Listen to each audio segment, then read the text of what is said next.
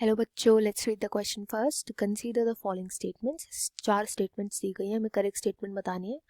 First statement बोलिए plant cells have centrioles which are absent in almost all animal sales.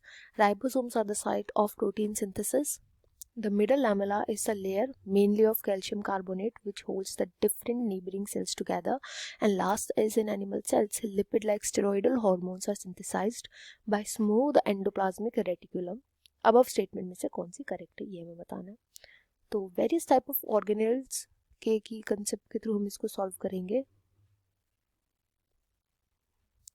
सबसे पहला statement जिसमें बोला गया कि प्लांट सेल्स में सेंट्रियोल्स होते हैं. तो देखो सेंट्रियोल्स क्या होते हैं. सेंट्रियोल्स होते हैं, मेनली हेल्प करते हैं ये माइक्रोट्यूब्यूल्स को ऑर्गेनाइज करवाने में. माइक्रोट्यूब्यूल्स जो कि सेल को एक शेप देने का काम करता है, इनको ऑर्गेनाइज करने में हेल्प करते हैं, इनको पोजीशन दिलाने में हेल्प करते हैं सेंट्रियोल्स. खास बात यह है कि ये प्लांट सेल्स में एब्सेंट होते हैं, प्लांट सेल्स में प्रेजेंट नहीं होते, एनिमल सेल्स में प्रेजेंट होते हैं. एनिमल सेल्स के अंदर प्रेजेंट होते हैं, जबकि यहाँ पे उल्टी बात बोली गई है, तो ये एक फॉल्स स्टेटमेंट हो जाएगा. उसके बाद आता है नेक्स्ट कि राइबोसोम प्रोटीन सिंथेसिस करता है. तो ये तो बात बिल्कुल करेक्ट है. राइबोसोम का क्या फंक्शन होता है, ट्रू स्टेटमेंट है. राइबोसोम बने होते हैं आरएनए के एंड प्रोटीन के, एंड इनका फंक्शन होता है ट्रांसलेशन करना. ट्रांसलेशन का मतलब होता है कि जो आरएनए होता है, आरएनए से ये बनाते हैं प्रोटीन,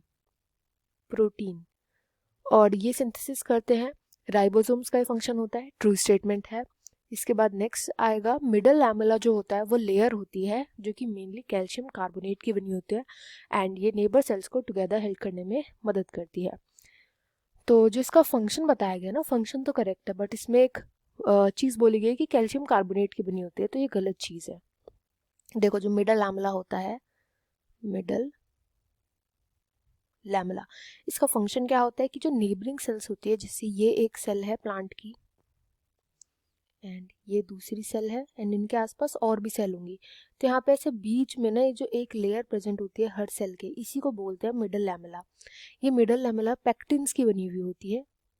पेक्टिन्स, इसमें कैल्शियम के पेक्टेट होते हैं, कैल्शियम एंड मैग्नीशियम के पेक्टेट होते हैं, कैल्शियम एंड मैग्नीशियम के पेक्टेट इसमें प्रेजेंट होते हैं. तो ये गलत बात बोलेगी कि कैल्शियम कार्बोनेट का बना होता है, इसलिए फॉल्स स्टेटमेंट हो जाएगा.